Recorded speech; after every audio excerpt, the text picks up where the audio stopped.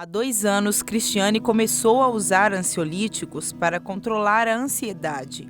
Por indicação da psicóloga, ela procurou um médico psiquiatra que indicasse o tratamento correto para minimizar os sintomas. Ansiedade, né? Quando estava surgindo alguma situação nova na minha vida.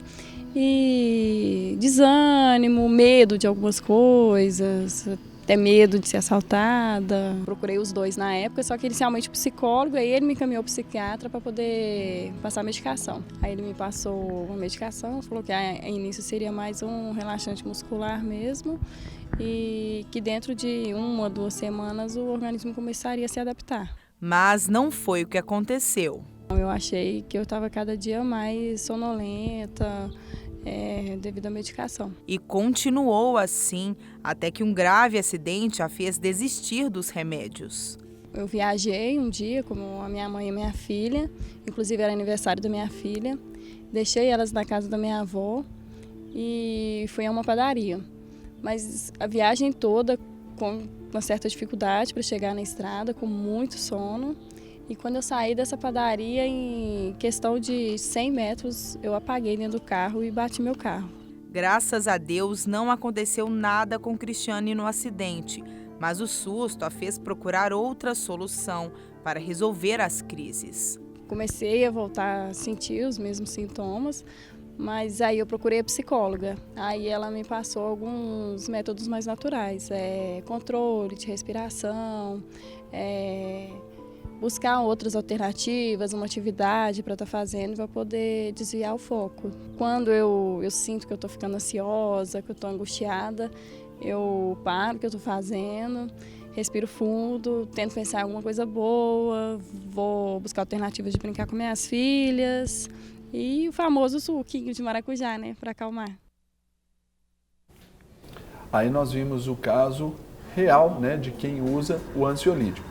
E eu quero falar para você, querido telespectador, que o uso excessivo desses medicamentos, ele pode trazer muitas consequências e pode ser considerado alarmante. E para falar sobre esse assunto, nós convidamos e recebemos aqui o psiquiatra Frederico Garcia, que é coordenador do Centro de Referência de Drogas da UFMG, e ainda a farmacêutica Cíntia Dela Cruz, a quem damos as boas-vindas, cumprimentamos. Deus abençoe, bom dia. Amém. Fique à vontade. Sejam muito bem-vindos. Obrigado. Deles, né, Carol? Com certeza. Já estão aí no sofá, já estão à vontade para a gente conversar.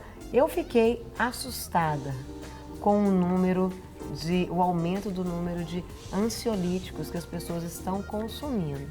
E eu queria perguntar, né, ao psiquiatra, ao que se deve esse aumento alarmante, eu diria, de pessoas consumindo os ansiolíticos? Eu acho que a gente pode observar isso em várias ópticas, que a gente tem que dividir isso, né? Que houve um maior acesso às medicações, de uma maneira geral, com os governos novos, né? Forçosamente, se a gente dá acesso às pessoas vão consumir o medicamento que elas precisam, ou que elas acabam recebendo uma prescrição, né? A segunda questão é que também houve um aumento do diagnóstico das doenças psiquiátricas, que também passavam batidas, as pessoas ficavam às vezes anos sofrendo e simplesmente sem reconhecer o que estava acontecendo e que hoje estão recebendo tratamento. Então isso também faz com que o aumento do consumo de psicotrópicos seja importante, né? Existe também um fenômeno, que aí é um lado negativo da moeda, né, que é uma certa banalização da prescrição de ansiolíticos, né? Certo. Eu falo sempre que existe 2 tipos de ansiedade. Existe uma ansiedade que move e uma ansiedade que paralisa, né?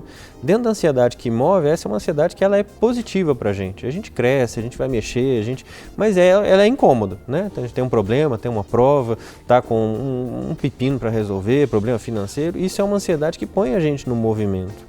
Que é boa até, que é boa, inclusive. Ela não é boa, ela é essencial para a vida, grosso modo é isso, né? Só que ela pode evoluir num determinado ponto a uma ansiedade que nos paralisa. Simplesmente a gente não consegue mais pensar, raciocinar, a gente fica com o que a gente chama de ruminação ansiosa, pensando sempre a mesma coisa, não consegue dormir, fica passando aperto, sentindo mal-estar, essa coisa toda, né? Os ansiolíticos são indicados, em alguns casos, né, para as pessoas que têm essa ansiedade que paralisa e não a ansiedade que move. A questão é que algumas pessoas ficam tão preocupadas com essa ansiedade que move que acabam tentando buscar uma solução para aliviá-la. Dentre essas soluções, os benzodiazepínicos é uma delas, né? A gente também teria que falar nessa ordem, né, de soluções em álcool, que o álcool tem a mesma ação dos benzodiazepínicos e acaba sendo usado de uma maneira negativa para tratar essa ansiedade que move, né, ou ansiedade que paralisa, com efeitos colaterais bastante graves, né? Então, Cíntia, assim como o Frederico falou, fala pra gente então, assim, dentro da construção, né, desses ansiolíticos, qual que é o funcionamento dele, qual que é o mecanismo que eles exercem, né, na sua funcionalidade para quem está sendo indicado. Isso é importante dizer, indicado. Não pode fazer o uso indiscriminado e sem... Porque serviu para um, aí serviu para minha mãe. O brasileiro tem um pouquinho disso, né? Sim. De indicar para o outro. Tem muito. Então, assim, sempre como indicação médica. O médico, ele é o profissional mais adequado para fazer o diagnóstico e prescrever o melhor medicamento.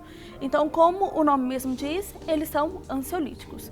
Eles são utilizados eles agem no nosso sistema nervoso central, diminuindo os neurotransmissores que são responsáveis por desencadear essa sensação de ansiedade, de inquietação, igual o doutor falou, de não conseguir lidar, às vezes, com uma situação que é passageira, então cria uma expectativa muito grande e tudo mais. Então, os ansiolíticos, eles têm essa ação de diminuir esses neurotransmissores que são responsáveis no nosso cérebro por desencadear essas ações. Essa sensação de tranquilidade. Eles causam isso, eles causam essa tranquilidade, esse relaxamento. Muitas vezes, dependendo da dose, pode ser até utilizado para provocar sono e tudo mais, para deixar a pessoa bem relaxada. Eles atuam basicamente... E dá uma desacelerada? Dá uma desacelerada, exatamente. Eles atuam no sistema nervoso central porque quando a gente está, né, nessa situação e tudo, tem uma desregulação, né, do nosso sistema nervoso central, de alguns neurotransmissores que são essenciais, e aí eles vão diminuir essa quantidade lá não tem como não falar termo técnico, mas na fenda sináptica dentro do nosso cérebro, que aí vai diminuir isso e aí a gente vai ficar relaxado. E vamos só deixar o telefone, tem perguntas aqui, tem pessoal? Pergunta? Aproveita, mande a sua pergunta, 98402-9756, 98402-9756, estamos falando sobre o uso de ansiolíticos, o número que aumentou de maneira alarmante durante esses 8 anos. E ela falou o seguinte, Serginho, bom dia, estou assistindo o programa. Deixa eu só, vai fazer a sua pergunta agora, telespectador, mas deixa eu passar aqui, só para voltar uma questão aqui, que eu quero tratar aqui com os nossos brilhantes convidados. Olha só, falamos aqui do uso indiscriminado, às vezes, e até, vamos dizer, irresponsável. Eu posso usar esse termo, não é? É quando um indica para o outro, e nós estamos falando de remédios que comumente a gente já rotula lá como tarja preta, que então são perigosos, vamos dizer. Doutor Frederico, doutora Cíntia, quem pode prescrever o uso de ansiolíticos? Por exemplo, um veterinário pode prescrever? Até a fim mesmo da gente levantar essa questão para o controle e a indicação correta desse medicamento. Eles não são perigosos. A tarja preta não significa que eles são perigosos. Com qualquer substância, né? Com qualquer outra droga, nas né? doses terapêuticas e bem indicado, eles são terapêuticos. Eles têm uma função de melhorar a qualidade de vida, dar bem-estar e trazer as pessoas para uma situação melhor do que elas estavam antes, né? Eles são tarja preta simplesmente porque eles são medicamentos controlados. Isso significa o quê? Que simplesmente a dispensação deles depende de uma autorização, que é a tal da receita azul ou receituário B, né? E aí o farmacêutico só pode liberar aquele medicamento com essa documentação. Então, assim, quem pode prescrever é qualquer profissional de saúde que esteja habilitado a prescrever. Os médicos veterinários podem prescrever ansiolíticos para animais, né? E os médicos para seres humanos, né? Pois é, mas é porque às vezes encontra-se a venda ali estabelecida até, por exemplo, para humano, mas com uma receita indicada ali talvez por um veterinário. Isso já aconteceu, porque eu já sei de casos assim. para obter o Mas remédio. isso seria uma deturpação. Né? Sim, pois é, porque inclusive o profissional pode ser julgado como tráfico de drogas. Exato, Né? pode responder pelo processo por isso. Mas aí porque eu fiquei pensando, diante dessa polêmica Pois é, aí, Lance.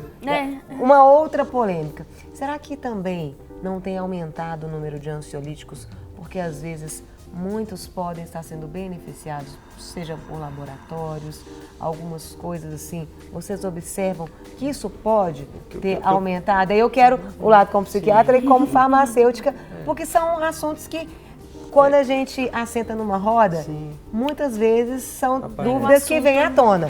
E nada melhor do que o de tudo um pouco, a gente está sentado aqui nessa roda para a gente tirar essas dúvidas. Da parte médica, eu posso dizer o seguinte, são moléculas que já existem há muitos anos no mercado, elas já estão há quase mais de 30 anos no mercado. São moléculas que hoje são todas genéricas, então, e de produção muito barata. Então a indústria não tem o menor interesse em difundi-lo, divulgá-lo ou fazer qualquer tipo de propaganda sobre elas. Inclusive, essa foi uma decisão estatal, não existe amostra, não existe nenhuma forma de propaganda dessas moléculas, porque isso fomentaria a prescrição delas. Né? Exatamente. E com relação ao lado farmacêutico, nós sempre pensamos e priorizamos a saúde da população. Então, é um medicamento que é dispensado apenas sob prescrição médica de um médico competente para que dê o diagnóstico e que a gente faz isso e dá todas as orientações para o paciente. Absolutamente. O alvo é a saúde da população. E é isso que sempre tem que ser levado em consideração em todas as circunstâncias. Para receber todas as novidades do canal, inscreva-se e, se curtir o vídeo, clique em gostei. Aproveite para acompanhar a Rede Super nas redes sociais.